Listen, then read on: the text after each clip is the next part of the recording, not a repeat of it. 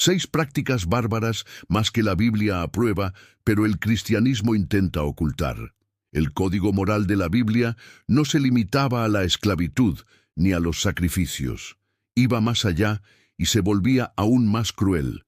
A menudo, la narrativa popular del cristianismo moderno prefiere ignorar o reinterpretar ciertos pasajes que contradicen su imagen de una divinidad benevolente y un manual de vida impecable. Sin embargo, al examinar las Escrituras sin lentes de color rosa, emergen prácticas que hoy serían consideradas atroces y que, sorprendentemente, son presentadas como mandatos o acciones justificadas por el mismo Dios.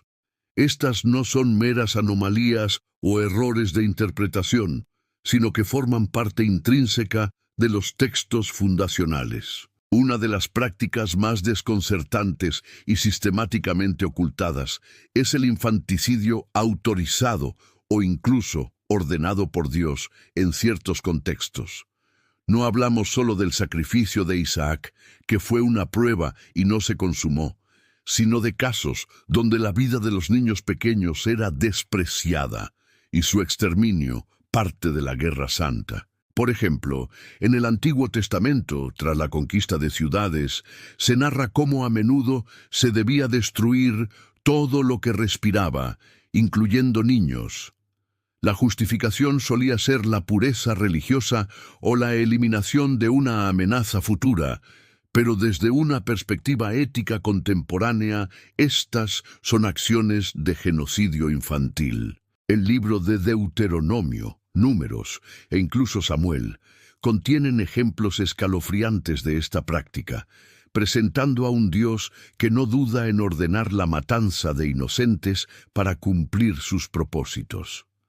Otra práctica sumamente perturbadora es la violación como botín de guerra o castigo divino. Aunque el cristianismo contemporáneo condena la violación, los textos bíblicos narran incidentes donde ésta parece ser tolerada o incluso parte de la recompensa para los vencedores. El caso de las hijas de Jabes Galad en Jueces o el tratamiento de las mujeres cautivas en Números sugieren una visión de la mujer como propiedad, vulnerable a la disposición de los hombres, especialmente en contextos bélicos. Los versículos bíblicos no siempre condenan explícitamente estas acciones como pecados, lo que plantea una incómoda dualidad moral. La idea de que las mujeres cautivas pudieran ser tomadas por los soldados como esposas tras un proceso de purificación minimiza el trauma y la violación de su autonomía, presentándolo como una norma aceptada. El incesto, a pesar de ser un tabú universal en la mayoría de las sociedades modernas, encuentra sorprendentes ejemplos y justificaciones dentro de la Biblia. Las historias de Lot y sus hijas son el caso más notorio, donde la desesperación por preservar su linaje lleva a un acto de incesto que resulta en la descendencia de Moab y Amón. Aunque el relato no lo aprueba explícitamente como una acción moralmente correcta, tampoco lo condena con el mismo fervor que otras transgresiones. Además, los primeros capítulos de Génesis, donde la humanidad se multiplica a partir de Adán y Eva, implican necesariamente relaciones entre parientes cercanos para la reproducción inicial, lo cual, aunque se justifique por la necesidad de poblar la tierra, no deja de ser una forma de incesto en los estándares actuales. Los cristianos suelen pasar por alto estos pasajes o explicarlos como condiciones especiales de los albores de la humanidad, pero la presencia de tales relatos desafía la idea de una moralidad bíblica inmutable. La lapidación como método de ejecución por una amplia variedad de delitos es otra de las prácticas que hoy horrorizan. No solo el adulterio o la blasfemia, sino también la desobediencia filial extrema, Deuteronomio 21, 18, 21, podía ser castigada con la muerte por lapidación. Este castigo brutal, ejecutado por la comunidad, servía como una forma de control social y religioso extremadamente severo. El Nuevo Testamento, si bien muestra una inclinación hacia la misericordia con el famoso episodio de Jesús y la mujer adúltera, no anula las leyes mosaicas sobre la lapidación de manera generalizada.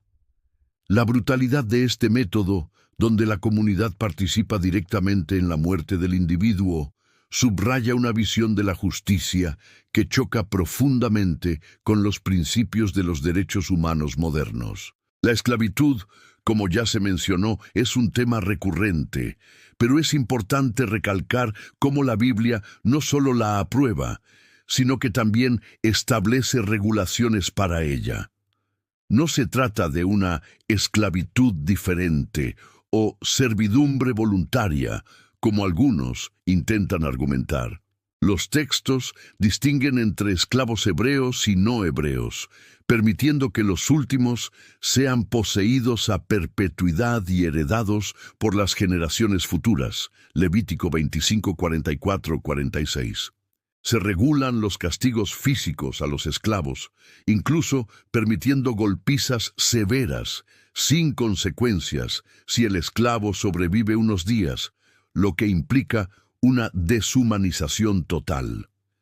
Esta normalización de la esclavitud como una institución divina es una mancha imborrable en el código moral bíblico que el cristianismo contemporáneo lucha por reconciliar con sus valores de libertad y dignidad.